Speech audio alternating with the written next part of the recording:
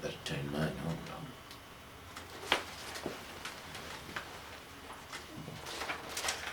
Oh, okay. Go ahead. Good afternoon. My name is Venice Daniels. We're here to interview Mr. Joe Williams.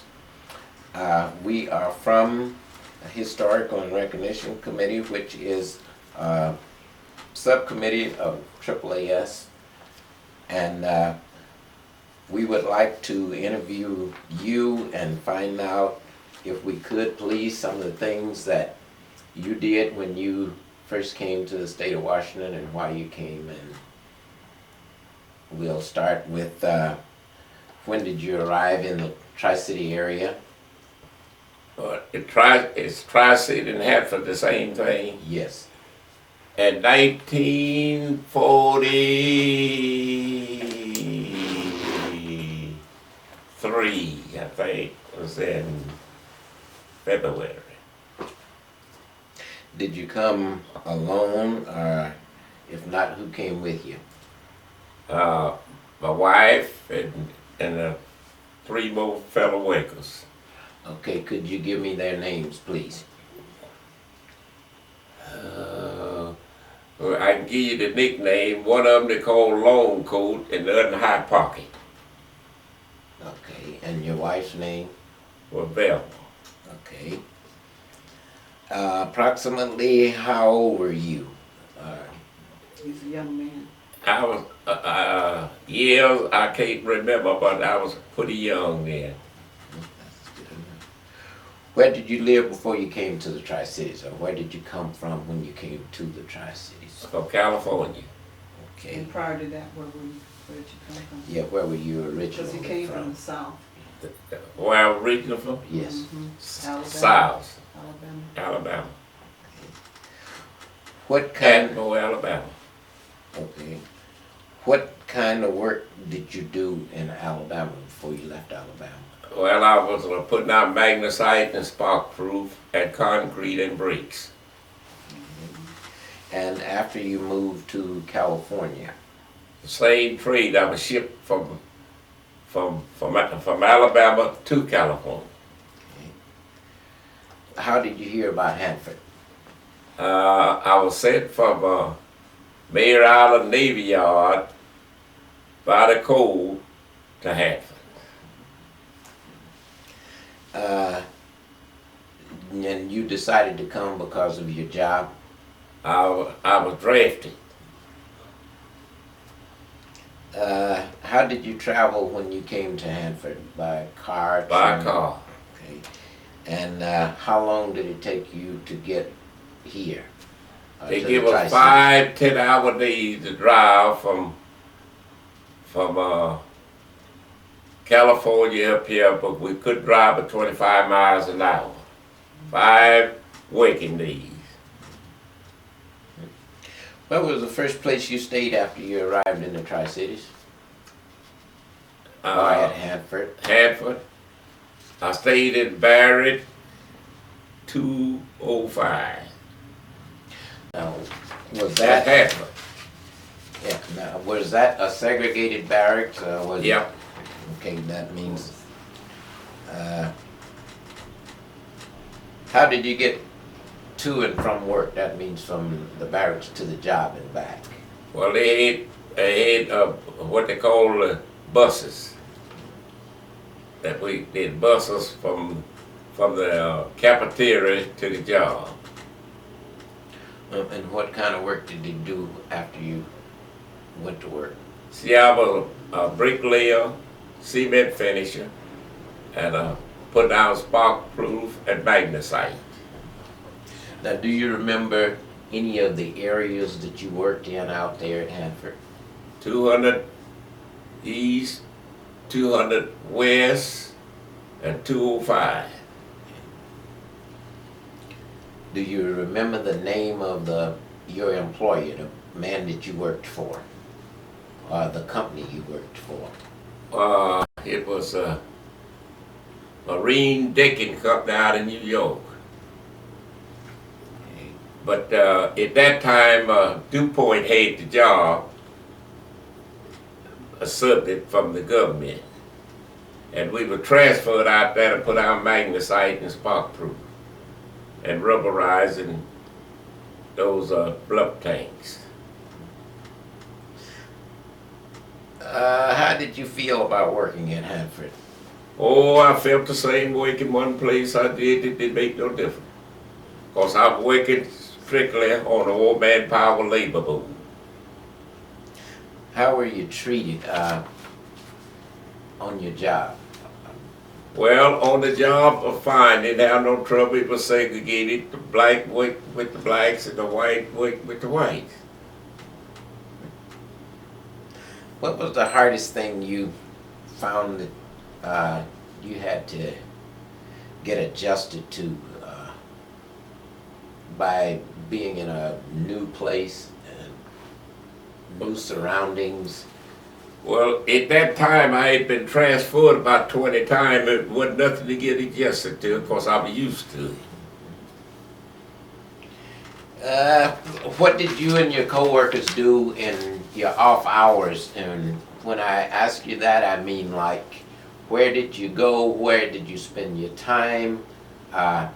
You know, like if you had clubs you could go to, churches, what did you do for relaxation, I guess I'm asking you. They had a big room there in those barracks. There were 4-wing barracks, and one room was a rec room. And in that rec room, they had every kind of game that you could play, or you could do this. And if you want to shoot dice or gamble middle way to the street, it was legal. Let's shut it off. Okay, how long did you work at Hanford? 3.5 years. Okay, now, did you have any idea what you were working on? Did they give you any information about what you were doing? Did they say anything to you as to whether you should talk about what you were doing or anything like that? You couldn't talk about nothing you was doing. To nobody. And did you know have any idea what you were building or what you was contributing to or anything? Nope. Cause you go within one cell, if you was in cell 45, you wouldn't know what they were doing in cell 18. Now you stuck with 45. And that's what I was stuck with, cell 45. And cell 45 was a work group? No, that down in the ground, 45 foot the area. Why you had to rubberize them, spark proof them, and all like that. No crew worked, they worked in one place. It wasn't where you work here and work there. I was signed out as being a chief rubberizer, spark proof, stop any leaks that ever started. That's what we were transferred all the way from back east here for that. Well, but 8 peoples in the United States ain't that trade. And I was doubled up to be one out there. Let's talk about the barracks. Okay, in living in the barracks, were you and your wife able to live together? Would you tell us a little bit about how you guys lived out in the barracks? She lived in the women barracks, and I lived in the men barracks. And they had wire fences up like penitentiary around all the women barracks. And the only way you could get in there, you could visit. And they had a big break room that far you could get. Didn't know what room she slept in or didn't know nothing. You could go in the rec room that far you could go. But she could come to the men barracks down there and go all the way through it, but a man couldn't go in the women barracks but not going through the police or the guard or whatever it was. Okay, do you remember any Africans Americans that you worked with at Hanford? Any black people? Did I remember? And remember any of them's names? In the beginning or the ending? All the way through. Well, in the beginning, no. I just knew the one that was shipped out. 'Cause 8 of us hate this trade in the United States, the whole United States. Only 8 of us hate it. What they call could stop any leaks, rubberize all out of the air tanks, and that's why we were transferred all over the country. But later on up in the year, I recognized some, but we never knew what each other was doing. Us 4 was together, but we never would let but 2 of us work side by side. It'd always be somebody else that you didn't know and they didn't know you when you was in those cells. Okay, now,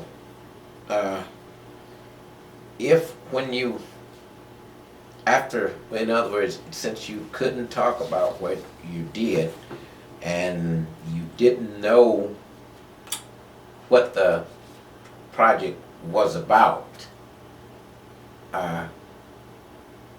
when did you learn that you were working on the Manhattan Project, or that you were helping the war effort by the job that you were doing? After they started testing it, we didn't know what we was doing. We were just doing in one cell. No men worked in here, 45 cells, and I don't know the rest of it but the one. You know what? Did nobody work in each other's cells. And especially about 5 different craftsmen worked in the cells. And we was on the high, what they call it? What it says, you started 1 up to 3. That you, Clearances. What? Clearances. Yeah, Q class. Right. And 45, that was the toughest one in the whole thing, because it was 45 foot in the ground. And now what happened in the other cells, I don't know no more than you do. That's the only cell I worked in. Okay, can you tell me a little bit about some of the things that you've done since you left Hanford? Oh, I left Hanford and come to Pasco, and started to try to do business there. They had it fixed where the banks didn't lend no money on the east side of 4th Street. And we started a little mortgage company, bunch of pool in. And by the time it got ready to start up, drawing the little money out, me and one more guy had a little write-up in a paper that we were going through anyway. And then here come a guy out of Spokane in a Mountain Mortgage and start to lend him money there in Pasco. And once they started the loaning money, did you go into business for yourself? And if so, what kind of business? And were you prosperous in your adventure? Yeah, I started in the home building, which that's all I ever do. I started at 13 years old. And you owned your own company? Yep. And did you always live in the Tri-Cities, or did you leave the Tri-Cities? Yeah, I left Tri-Cities and went to Alaska. How long did you live in Alaska? 20-some years. Did you own your own business in Alaska? Yeah. Then you left Alaska and Come to Oregon to retire. More like retarded.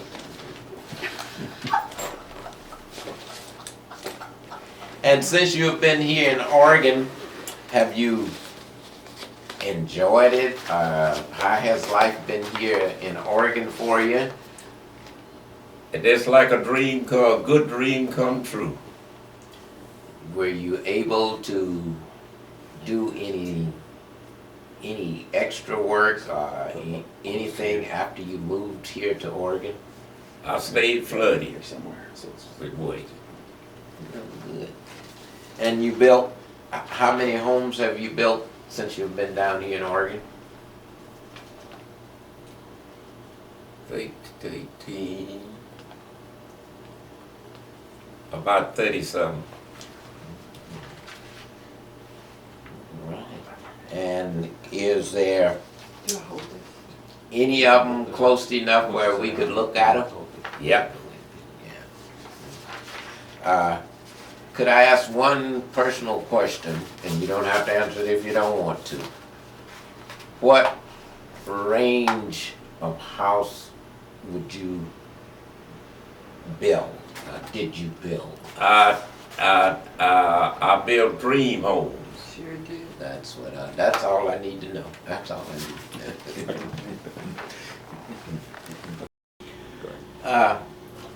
Mr. Williams, since you left Hanford, and after you left Hanford and moved to the Tri-Cities and started your own business, could you tell us a little bit about your life in Hanford? And before we get started with you, I would like to introduce your daughter, Bessie Mae Williams. Dr. Bessie Mae Williams Fields, and this is my father, Joe Williams, and I'm the second child of my father and my mother, Velma and Joe. Now, if you could you tell us a little bit about your life after you moved to Pasco from Hanford? You talking to me? Mm-hmm. And Mrs. Fields, Dr. Fields? What part of that life you asking about? Well, what did you... I could share some basic stuff that I remember where my father, a long time ago, you know where they had the railroad tracks? Front Street is where I remember living there with my father and my mother and our children and their children, my sisters and brothers. And we lived in a house that I think Dad built himself, and he also built a cafe there. There were very, very few people of color living in Pasco at that time. It was a lot of tumbleweeds. When my father moved up on Orange Street, there was nothing but tumbleweeds, and that's where he built a really, really nice house on Orange Street, but he's built numerous homes on Orange Street. And they also started the first church there in the state of Washington, Pasco, Washington. My uncle, my father, my mother, they start praying in their homes, and they start uniting together, and from that became the church, the biggest church in Pasco, Washington today, Morning Star Baptist Church. Tremendous minds got together and they did tremendous things.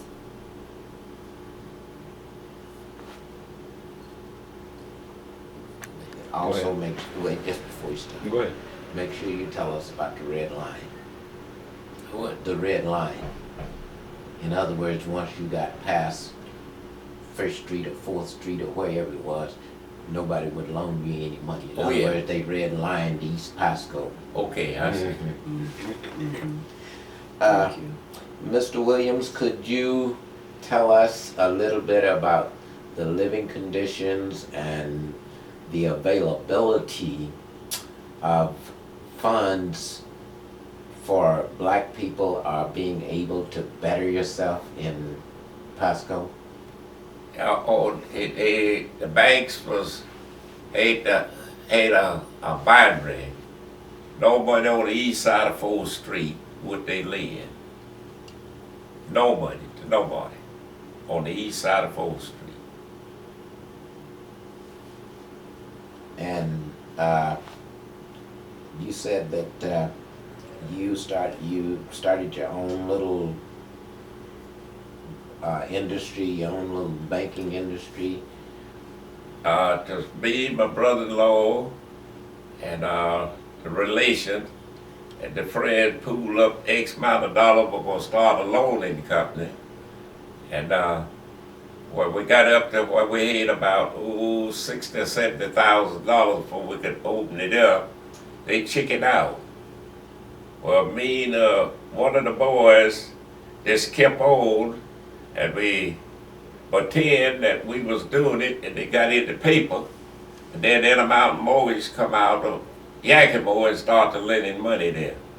We put the bluff in there, called Buck and Luzelle and all them chicken out. And we just had that editor in the paper that we were gonna go ahead anyway. And that's what started the funds are coming in as an outfit, Present Mountain Morgan out of Spokane, Washington. And were you able to go in restaurants and sit down and have a meal, or was it segregated? How did you do for getting haircuts, etc., etc.? Well, it wasn't any place for legally for haircuts, and we had one color guy run a cafe there, and that's the only one you could go in. I forget the name of it.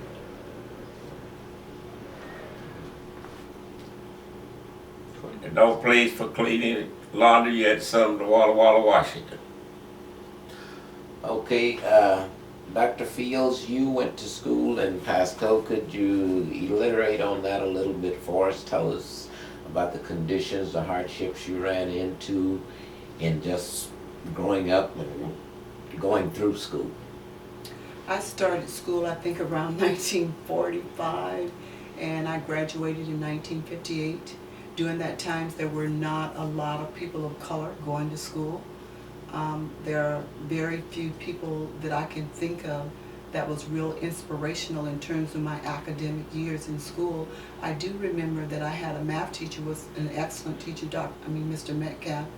But I found, as a person of color, I did not have a lot of support. I didn't have a lot of encouragement in terms of what I should do with my mind. I was always told that I had good dexterity, which I was real good in my fingers, and I was encouraged to perhaps be a beautician. To me, that was like an insult, because I felt that maybe if black people were still picking cotton, that would have been a perfectly good place for me to go, because I had good dexterity in my hands to start picking cotton. But I didn't get the kind of encouragement and support that I think I could have gotten had we not had a segregated, in some sense of the word, even though blacks and whites did go to school together, but they did not, specifically did not want you to mingle together, because I and another student, a white male, and me, a black woman or student, was holding hands as we walked down the halls in the school, going to each other's locker, and we was called into the principal's office and sat down and talked to us about, do your parents know that you're black and he's white and you guys are commingling together, and made a big deal out of something that was really relatively nothing.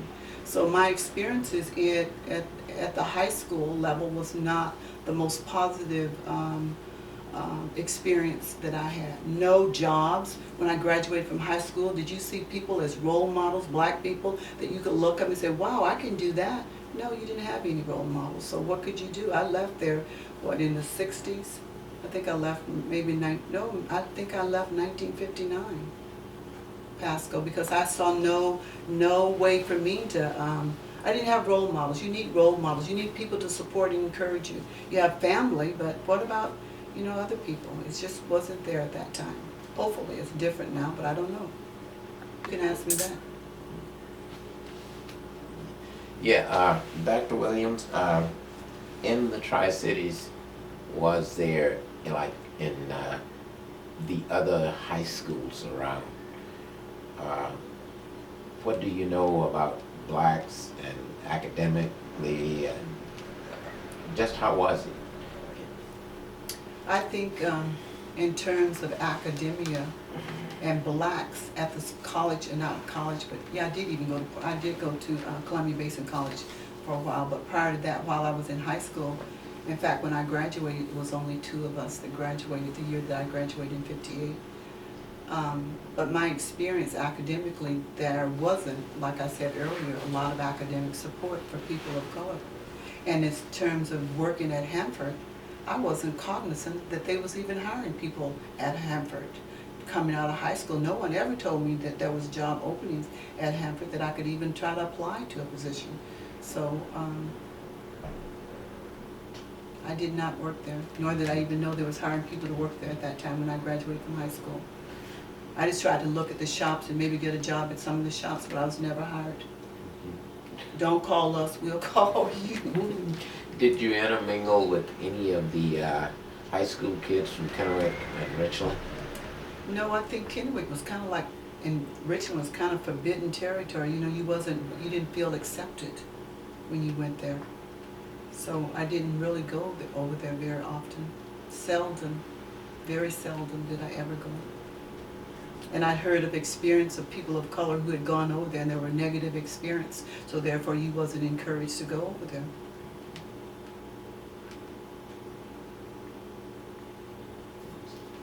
Okay, go ahead. Okay, Dr. Fields, you have since gone on and fathered your education. Would you like to tell us about it? Yes, I did. I went to Portland State University in Portland, Oregon. I left Pasco, Washington. I moved to the state of Oregon. I got married, and I married a person by the name of Frederick Marshall Fields. He also went to Pasco Senior High School, but I left there. We had 2 children, and then I went back to school and I got a baccalaureate degree in education because I wanted to teach children. And when I graduated from my degree, elementary ed, at the same time that I graduated, Portland State University, who I never even applied for a position, called me up and asked me would I apply for a position there. And I also had an offer to teach 6th grade in the state of Oregon. But then when I thought about it, why not work at the college? Because that's like working at the house of knowledge. And you can work and go to school constantly. So then I worked there for 12 years, and during that 12 years I completed my master's degree in counseling, so I was counseling when I left. And then I left there and I went on a vacation in Alaska. I was hired there, almost like on the spot, to work as a counselor there. And then while I was there, working at the House of Knowledge again, I went back to college and I got my doctorate in education administration. And I still work in academia today. I teach college, and I'm also a counselor. And then I also do work with the people who are mentally and physically challenged. And how many sisters and brothers do you have? It's 10 of us all together, and I'm the second of 10. And I think there are none of us currently living in, well, maybe there could be one brother living in Pasco or in the state of Washington now. Could you tell us a little bit about what they do? I have a sister that's an accountant. I have a brother that's working for the federal government. I have another sister who worked on the pipeline in Alaska. I have some working for Boeing, and so all of us are doing quite well in the fields that we chose. And so basically, with Mr. Williams coming to this area, okay, and raising his family here, it brought a lot to the area as a whole. Yeah. Okay, so that's what we want to get out of that. Okay, recording goes It on. Hanford, you was associated with your grade average. People's, you didn't have nothing to do with them because your average was up here, your Q class. And you stayed in the bar with the peoples on the same Q class, you eat with them all the time, but the rowdy bunch, they couldn't stay in the bar that the guys with the high Qs lived in. They couldn't eat at the mess hall with the high IQ. And I had Q4, the highest. And it was only 10 of us. That's all I can give in count of the 10 of us wait together. So you were pretty isolated. Yeah, but we were totally isolated. Very isolated. See, the highest you could go was Q4. And I was Q4. And when it got down, all 10 of us wasn't on Q4. If there's only 3 of us made Q4. Okay, go ahead. We did have a trail up, I pulled it down there just for that short period of time. Then I bought them a thing from the railroad. So when you first moved to Pasco, you lived in a trailer? Yeah. And then from a trailer, then you built Madison? No, Stop. I, Go ahead, man. Okay, Mr. Williams, after you moved to Pasco, how did you live? Was it in a trailer, a house, or apartment? when I first went there, I pulled a trailer in there. And we lived in that, and they had, the railroad had a row, one room of I think the 6, and then one with 2 rooms in it, and I bought that from the railroad on Front Street. And then from Front Street, I started to go on east, building something to live in decent. And when you left the Tri-Cities, did you own your own home when you finally relocated to Alaska? You mean did I own home in Alaska? In Pasco? Yeah, I had 7 Several. homes there, 7. That's what I'm trying to get out of. Yeah, And then you relocated in Alaska. yeah. And built beautiful homes in Alaska, beautiful dream homes in Alaska, as well as in the Dalles, Oregon. Where were you allowed to build on the west side of Pasco, or were you limited to the east side? Limited to the east side if I'm building them for myself. But if you wanted me to build your house, I could build it over there. But I couldn't build nothing on the east side of 4th Street. And I was stuck with what I was trying to do on the east side. And after I goofed up on putting in that foundation, that tore my playhouse down there and wouldn't put in a grocery store. Because I wasn't going to build no grocery store.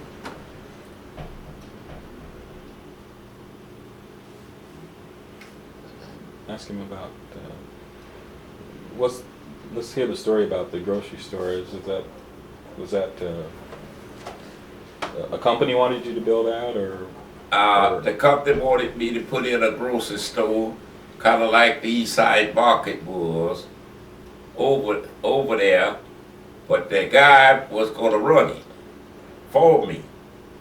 And if I was going to borrow the money to build it, I wanted to run it for myself.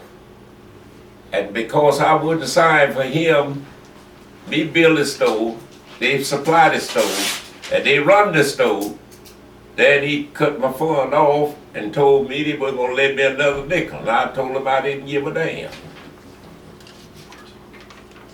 Where was it located at, Mr. Williams? What? The store that they wanted you to build? It was over there off of, what street Velma stay on? Sycamore. It's off of Sycamore.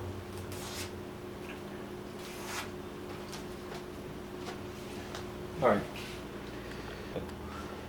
Okay, that just about conclude the questions and the interview. And we want to thank you, Mr. Joe Williams, and you, Dr. Fields, for helping us out. And You're welcome, and I appreciate you coming. I didn't know nothing when you got here, and I don't know nothing and you leaving. So nothing from nothing leaves nothing. The pleasure was ours. thank you. Okay.